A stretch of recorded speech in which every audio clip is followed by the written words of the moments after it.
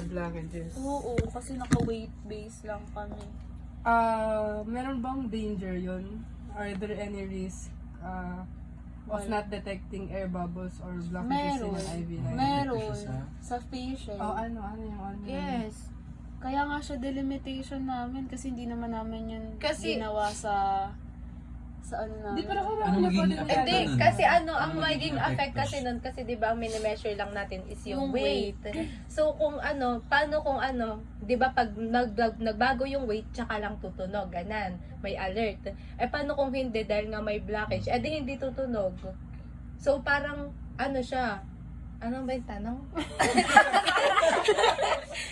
So, ano daw yung effect nun? Yun nga, Ano daw ang effect mangyayari? niya, Ano ang effect nga niya, parang hindi talaga parang mawawalan ng saysay yung Yung ano, pagka-ano namin yung weight ng Pwede I mean, mo sabihin. kasi black niya. puro ano. Hindi kasi ano pag nga. nag-black, hindi naman tutunog. Parang, so means parang hindi ba madedetect yun? Wala kayong ginamit na Wala nga kami Ala. ginamit na Kasi ang ganun. ano lang namin yung weight Yung pagbabago talagang ng sagot weight. lang Talaga. dyan.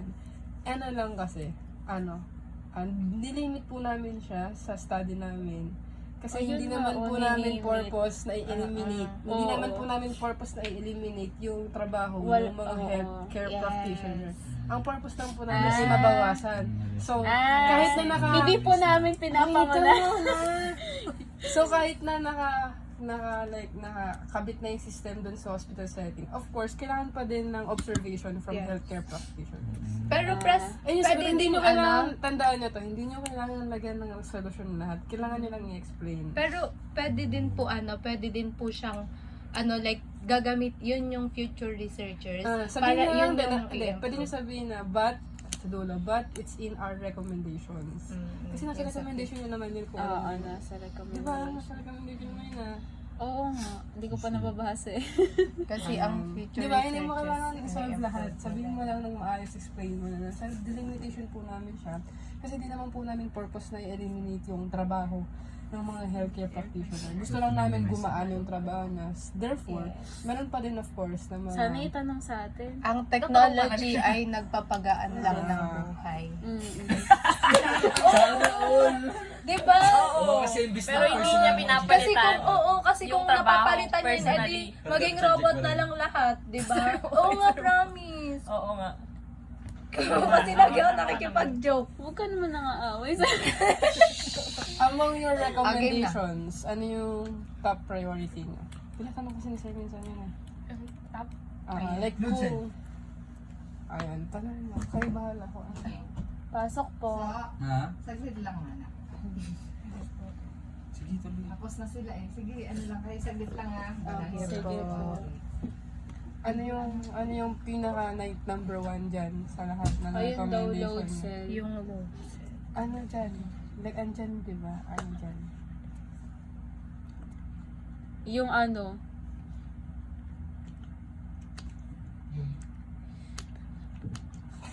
anong tanong? Ano yung priority dyan sa recommendation? Feeling ko yung ano, priority. May condition. Feeling ko dapat yung priority niya yung ano, Yung backup, power yung power, interruption. yung battery backup. Ito po Oo, ata yun. yung unpowered. Generator sa hospital. Sa bagay, pwede Meron rin ito lang naman. sabihin niya. Pwede rin i-priority niya lang yung exploration ng flow sensors. Kaso, Ito, explore the use of flow Kasi sa sensor. recommendation lang naman. Explore the Sa use of recommendation. Oh, sa bagay, pwede niya naman pala sabihin yun na hindi na kayo naglagay ng power backup kasi yung hospital Oo, naman meron merong namang generator. generator. Galing mo talaga. Again, Hiro. ang ano po namin is pagaanin, hindi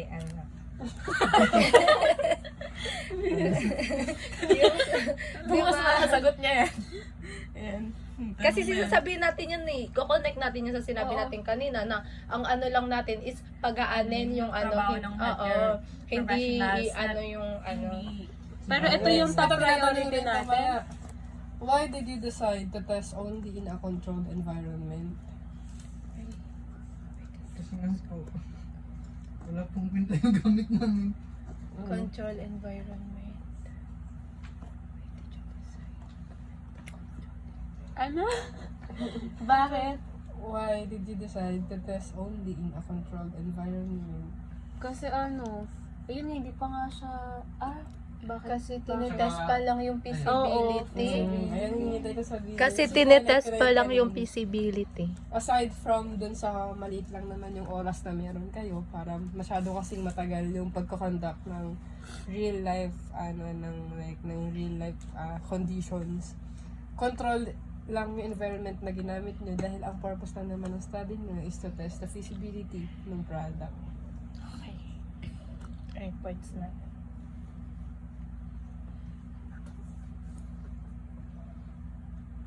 What happens when the fluid reaches 0%? Does the system shut down or continue alerting? Continuous. Continuous. Paano siya Magbabase. magsa-stop na mag-alert? Pag sinet mo pag nireset mo, tapos naglagay ka ng bago. Pag napalitan na po ng panibago. Kailangan alam niyo yun. IV fluid. I-reset pa yon 0 or kusa magre-reset? Kailangan mo i-reset. I-reset pa. Kasi pag di ka nag-reset, yung full percent nung unang bag yung gagamitin, hindi yung bag na nilagay mo. Next, mga technical naman tayo. No? How is data from the load cell converted into readable weight values?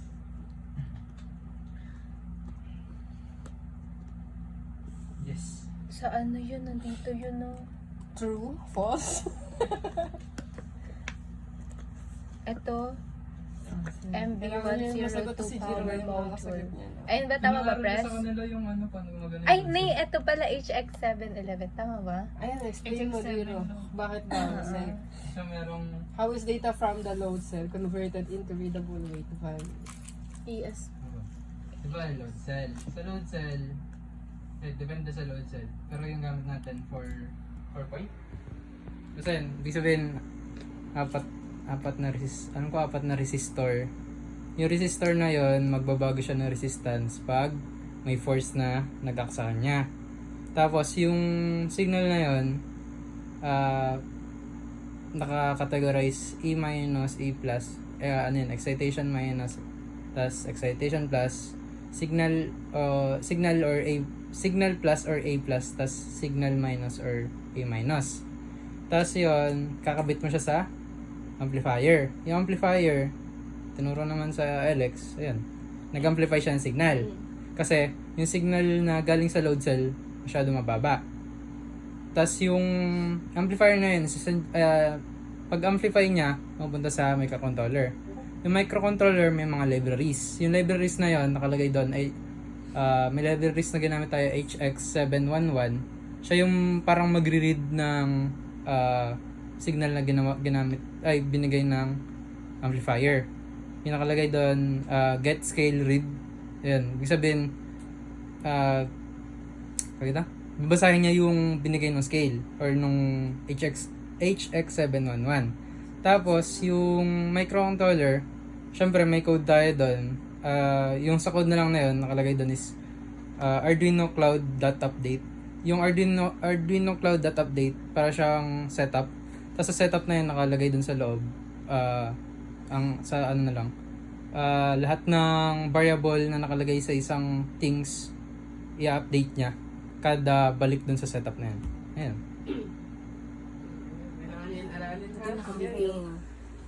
Next. Tinatanong pa lang yan.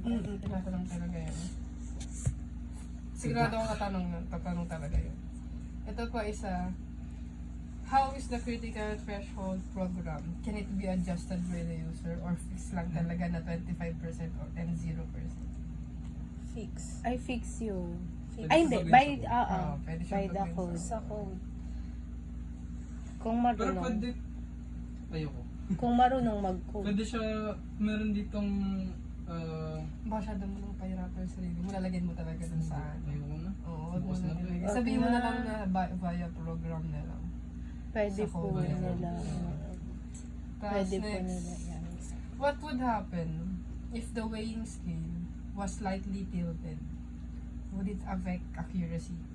Nakatil.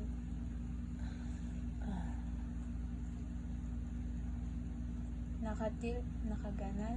Slightly tilted. Pag Oh, nakati. parang, di ba syempre timbangan kasi medyo sensitive siya. Nakaka-apekto siya. ma-affect siya. Wala yung ano. Wala yung negative. Anong sagot niya doon pag gano'n? Hindi. Hindi. Di ba nung kinakalibrate yun bago siya tinest? Oo nga. Nakaka-apekto siya kapag Na-affect hindi, siya. Hindi pantay. hindi pantay timbang. Pero wala namang nakaganon. Oh, paano niya i-ensure yung reliability kung nakaka-affect pala yung position ng weighing scale? Or ng load Hindi yan ng- nakaka-affect. Pero dahil nga, di ba nakastand yung sa atin? Zero. Hindi Nakaka-affect na yan. Nakaka-affect yun. Nakaka-affect. Pero kasi nung tinry Kasi, natin, diba? diba, Dapat nakaganon isipin nga mo, pala. Sinabi ko nga, di ba, yung, kunyari, ito yung load cell. May force na magbibigay sa kanya. Kung may suporta siya dito, ibig sabihin yung force niya dito lang. Hindi siya sa buo. Ayun lang yung parang ano, Ay, yung ginawa may natin na something, ano. basta yun. Ay, oo, kasi diba nung naggawa tayo Ayun nun, yan, yung ginagawa niya. yung may kahoy, tapos sabi mo nakakaano siya, dahil yun sa kahoy Ilang beses na na yun. inulit yun. Oo nga. So, nakaka-affect. Oo, nakaka-affect. So, kailangan nyo lang sagutin, paano niya i-address yun para ma-make sure na reliable yung system. I-align po. Huwag na lang. Hayaan na siguro sa stand. Huwag lang ang unheld. Di, dapat ano, bago gamitin yun, proper yung alignment. Kaya namin tayo na ito eh. Kami sabihin na lang. Kaya namili tayo ng more stand. Kaya may ano Kaya tayo. namin tayo ng hanging yung talaga. Kasi yung load sa labi natin, beam. Yung beam, sa gitna siya magbe-bend. Ay, kailangan doon siya mag-bend. Kung may support na sa... natin yun inano. Di ba na Kaya iniba na natin, kaya ganyan na Oo. Gumamit kami ng okay. electronic digital scale. Yeah. Para po ma-address yung ano, sasabihin nyo lang doon, yes, tilt or uneven surfaces can affect weight reading. Yes po. Kaya that's why That's why our bumili kami stable ng mounting electronic system or digital stand. scale load cell. With hook. That's why a stable mounting system or stand is crucial for consistent Crucial. result. Crucial naman kasi talaga yun. O Kasi sige, load pwede cell na yun. namin gamitin yung crucial na Dun sa word. part na yun. Ayun, okay na naman. okay na yan. Uy, uwi na raw si ano, wala ka Uy, sabay nakasama. tayo. Ayun, so far naman parang yun lang naman naisip kong tanong. At least medyo nagulat na ano na kayo ngayon. Like, na-realize niyo na yung mga posibleng tanong. Thanks po. Pag yan nakalimutan niyo bukas, bala na kayo.